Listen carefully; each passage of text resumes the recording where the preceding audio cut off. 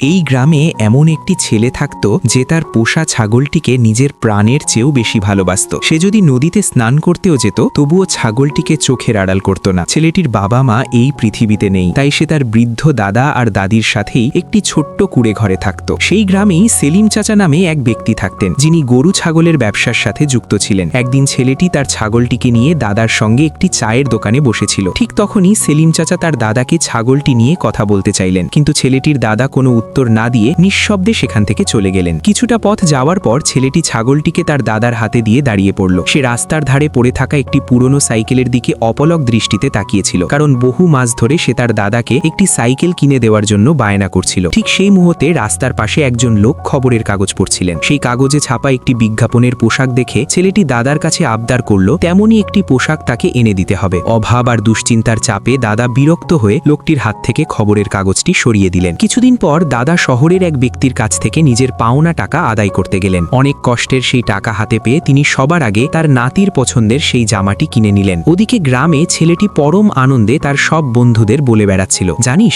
আজ আমার দাদা আমার জন্য নতুন জামা নিয়ে আসছেন।